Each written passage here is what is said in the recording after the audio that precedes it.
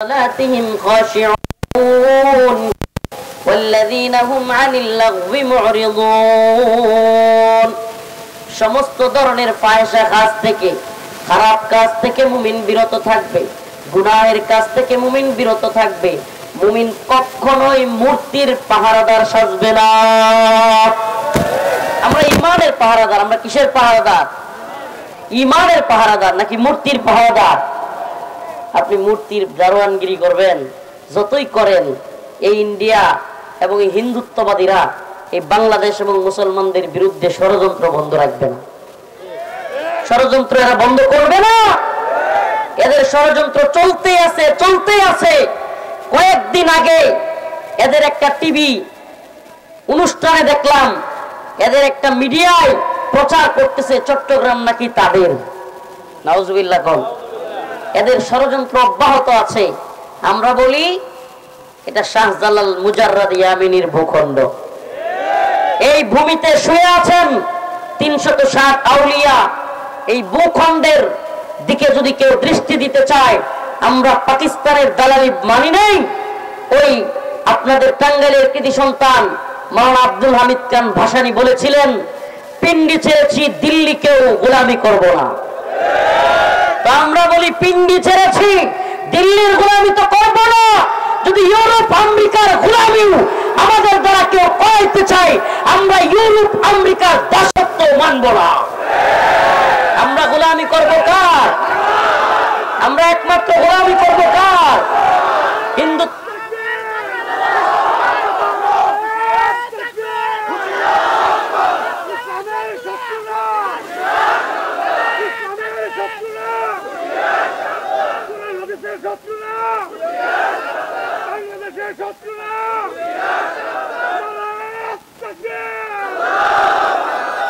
এই ভূখণ্ড নিয়ে মুসলিমদের এই ভূখণ্ড নিয়ে যারাই ষড়যন্ত্র করবে ইনশাআল্লাহ এই উম্মার যুবকদেরকে নিয়ে এই উম্মার যুবক সমাজকে ডাক দিয়ে তাওহীদপন্থী তরুণ প্রজন্মের উলামায়ে কেরাম ইনশাআল্লাহ সুম্মা ইনশাআল্লাহ সমস্ত বাতিল তাগুত হিন্দুত্ববাদী ব্রাহ্মণ্যবাদী তাগুতি শক্তির মোকাবেলা করার জন্য দাঁড়িয়ে যাবে ইনশাআল্লাহ রাসূলের সেই ভবিষ্যদ্বাণী ইসাবাতান মিন উম্মতি আহরাজাহুল্লাহু মিনান নার ইসাবাতুন তাগজুল হিন্দা ওয়া ইসাবাতু মা ঈসা ইবনে মারইয়াম রাসূলের ঘোষণা গাজওয়াতুল হিন্দ হবে হিন্দুত্ববাদী ব্রাহ্মণ্যবাদী তাগুতি শক্তির বিরুদ্ধে মুসলমানরা এক ভয়াবহ যুদ্ধে লিপ্ত হবে আর সেই যুদ্ধে মুসলমানরা বিজয়ী হবে শুধু বিজয়ী নয় হিন্দুত্ববাদী তাগুতি নেতাদেরকে কল্লা ধরে ধরে টেনে হিচড়ে মুসলিমরা বাইতুল মাকদিসের দিকে নিয়ে যাবে ইনশাআল্লাহ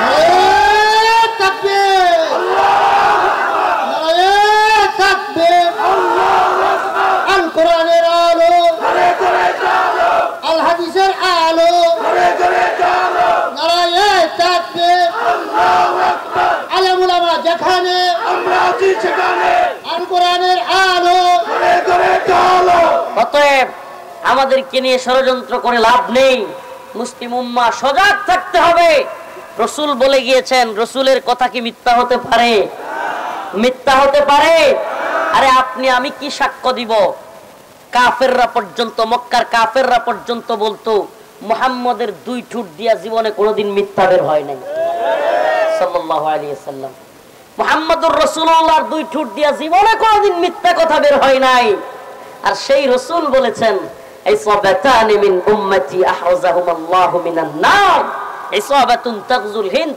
ওয়া ইসাবাতু মা ঈসা ইবনে মারইয়াম আমার উম্মত আরো দুইটা যুদ্ধে লিপ্ত হবে এর একটা উল্লেখযোগ্য যুদ্ধ হলো গাজওয়াতুল হিন্দ সেই হিন্দের যুদ্ধে আমার উম্মত বিজয়ী হবে সুবহানাল্লাহ বলেন তবে হ্যাঁ মুসলিমদের অনেক রক্ত ঝরে যাবে মুসলিমদের একটা কাফেলা তায়েফায়ে মানসুরা সেই কাফেলাই হিন্দুত্ববাদীদের বিরুদ্ধে বিজয়ী হবে এবং বিজয় ছিনিয়ে নিয়ে বাইতুল মাকদিসের দিকে যাবে ওখানে যায় দেখবে হযরত ঈসা আলাইহিস সালাম রেডি আছেন সুবহানাল্লাহ গোটা পৃথিবী আবার মুসলিমদের দখলে আসবে এখন আমরা নতজানু মনে করতে পারি আমেরিকা চীন জাপান জার্মানি ফ্রান্স কিংবা রাশিয়া ভারত এদের অনেক প্রভাব দেখতে পারি কিন্তু মুসলিমদের বিজয়ের শতাব্দী শুরু হয়ে গিয়েছে।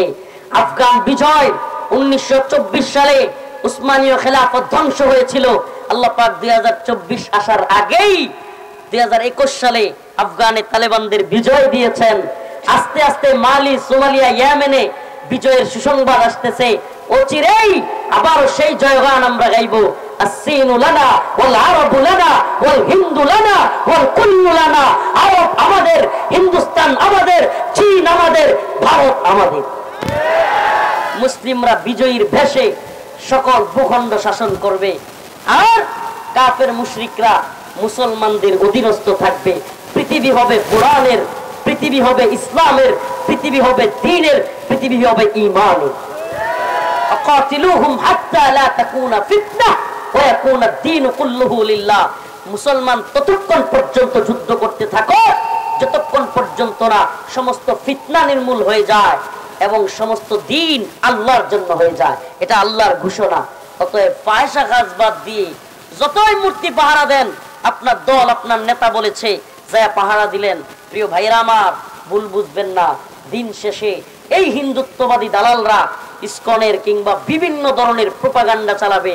এরা আমাদেরকে নিয়ে মজা করবে, বলবে দেখ আমরা ভারতে এদের বাবরি মসজিদ ভাঙ্গা দেই, এদের ঘর বাড়ি বুলডোজার দিয়ে গুড়াইয়া দেই, এদের সবকিছু উড়াইয়া দেওয়ার পরেও এই আহাম্মকের দল আমাদের মন্দিরের দারোয়ান সাহায্য। আমাদেরকে এরা কি বলবে? মন্দিরের দারোয়ান। এজন্য বলি ভাই, আল্লাহর রাসূল বলেছেন এরা আমাদের শত্রু, এরা আমাদের দুশমন, এদের সাথে যুদ্ধ হবে। আল্লাহ পাক নিজে বলেছেন ওয়ালান তারদা আনকাল ইয়াহুদ ওয়ালান নাসারা হাত্তা তাত্তাবিআ মিল্লাতাহুম। ততক্ষণ পর্যন্ত ইহুদি খ্রিস্টানরা তোমাদের প্রতি রাজি খুশি হবে না যতক্ষণ না তোমরা কইবা যে আমরাও আমনে গল্লুক। নাউজুবিল্লাহ। তাইলে কোন মুসলমান, হিন্দু, বৌদ্ধ, খ্রিস্টান কিংবা মুশরিকদের দলের লোক এটা বলার উপায় আছে? উপায় আছে? আল্লাহ বলেন যদি এটা বলতে না পারো তাইলে তারা তোমাদের প্রতি রাজি খুশি হবে না, হবেও না। আল্লাহ অন্য এক আয়াতে বলেছেন লাতাজিদান্না আশাদ্দান নাস আদাওয়াতাল লিল্লাযিনা আমানুল ইয়াহুদ ওয়াল্লাযিনা আশরাকু। মুমিনদের সবচেয়ে কঠিন শত্রু হলো ইহুদি এবং মুশরিকরা। মুমিনদের সবচেয়ে, মুসলমানের সবচেয়ে বড় শত্রু কয়টা? আল্লাহ বলেন দুইটা, এর মধ্যে একটা হলো ইহুদি। আচ্ছা দেখেন আল্লাহ পাক কত আগে বলেছেন, 1450 বছর, 1500 বছর আগে। অথচ আজকের পৃথিবীতে আপনি একটু চোখ খুললে দেখবেন মুসলমানদের সবচাইতে বেশি নির্যাতিত হওয়া লাগতেছে ফিলিস্তিনে। কারা নির্যাতন করতেছে? ইহুদিরা। কারা? আল্লাহ পাক 1500 বছর আগে বলেছেন, আর এখন এগুলো সত্য হচ্ছে। অতএব আল্লাহ পাক অনেক আগেই বলে রাখেন আমাদেরকে সজাগ থাকার জন্য যে এদের ক্ষেত্রে তোমরা নমনীয় হয়েও না।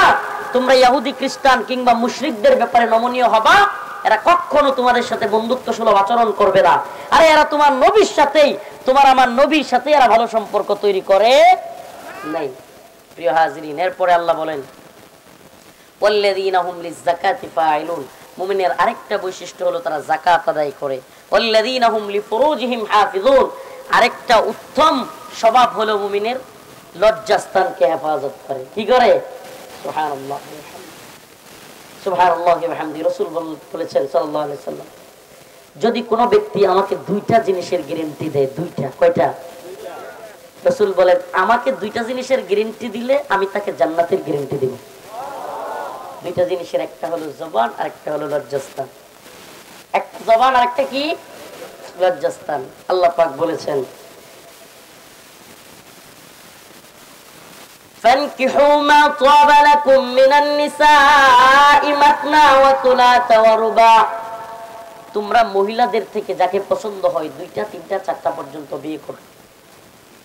বিয়ে করো। ওয়াইন খিফতুম আল্লা তাআদিলু।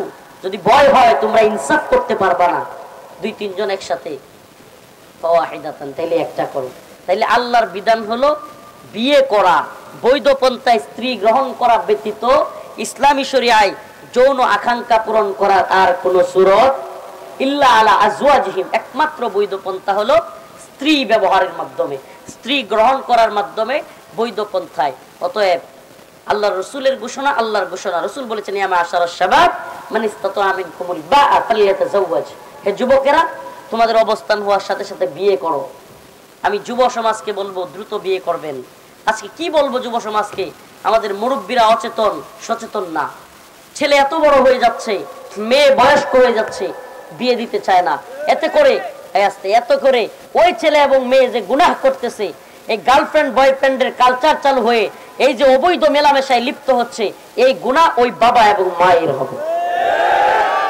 আল্লাহ পাক যেই সমাজে জিনা সহজ হয় সেই সমাজে বিয়েকে কঠিন করে দেন।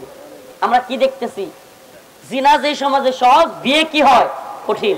হায়রে, বিয়ের মোহরের নামে, কাবিনের নামে, এটার নামে, সেটার নামে, অলিমা অনুষ্ঠানের নামে এত মুজা চাপাইছে, যুবক বিয়ে করার সাহসই পায় না।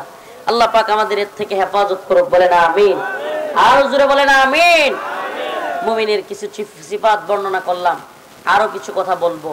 তো তার আগে এই যে মাদ্রাসাটা এত বড় মাহফিলটা আয়োজন করলো টাঙ্গাইলের মুসলমান, এখন দেখবো এই মাহফিলটাকে, যে মাদ্রাসাটা কওমি মাদ্রাসা, জাতির মাদ্রাসা। কওমি শব্দের অর্থ কি? জাতি। এটা সরকারি অনুদানে চলে না এই মাদ্রাসাগুলো। আমি আপনাদের কাছে একটু রুমাল পাঠাবো, আপনাদের প্রতি আহ্বান থাকবে মুমিন মুসলমান হিসেবে গভীর রজনীতে আল্লাহকে রাজি খুশি করবার জন্য অল্প কিছু টাকা দিয়ে হলেও এই মাদ্রাসাটার কাজে শরীক হবেন।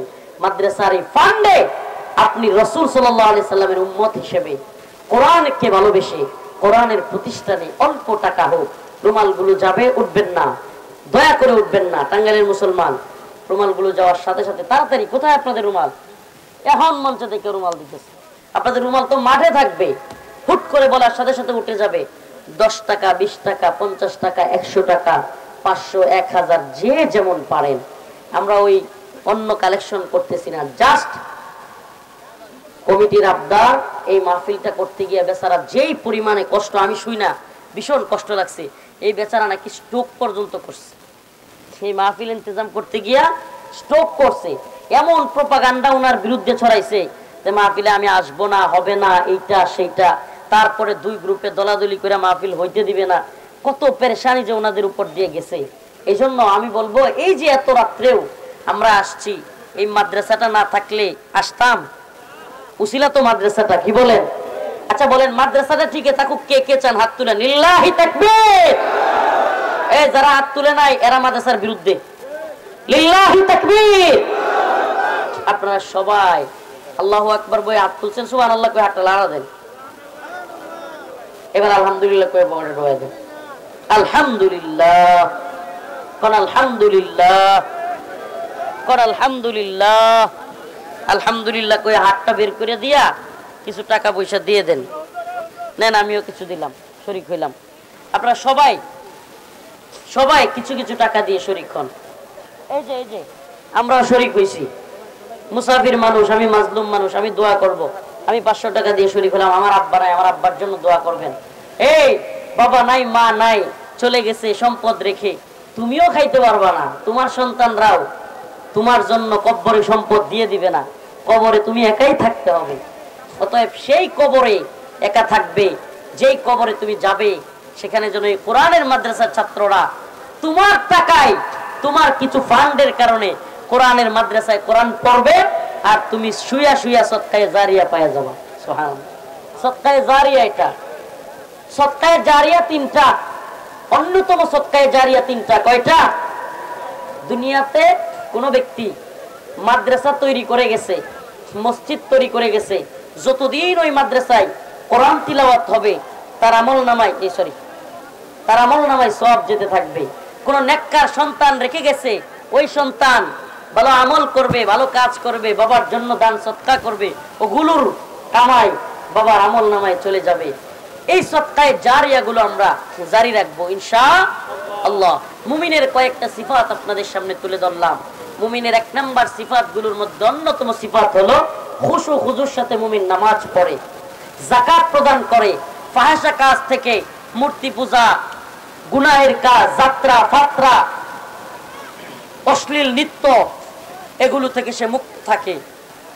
কুফরি কাজ, শিরকি কাজ, বিদআতি কাজ থেকে মুক্ত থাকে। দরগায় গিয়া মান্নত করে না, সে মসজিদে দান করে, মাদ্রাসায় দান করে। এই উঠতেছেন কেন যুবকরা? এই সারছি আমি, যেগুলো উঠছে 1 টাকায় 5,000 টাকা করে ধরেন। বসেন, এই বাইরা বসেন। সব যুবকরা দাঁড়ায় গেছে। এটা কেমন দেখা যায় না? বসেন। আমরা এত রাত পরে এত কষ্ট করে এত দূর থেকে মুসাফির আসতে পারছি, তারা এলাকায় গিয়া দৌড় মেরা ঘুমায় তো। বসেন। হ্যাঁ, রুমাল গুলো নিয়ে আবার বাজারের দিকে মিষ্টি খাইতে যাও না, এইদিকে আইসো রুমাল নিয়ে। তাড়াতাড়ি তাড়াতাড়ি সবাই এই দাঁড়ায় রয়েছে, যারা এখানেও রুমাল নেন একটা। মাশাআল্লাহ, সিঙ্গাপুরের হুমায়ুন কবির ভাই কোরআনের মাদ্রাসাকে ভালোবেসে 1000 টাকা দান করেছে। আল্লাহ তুমি তার দানকে কবুল করো, মঞ্জুর করো।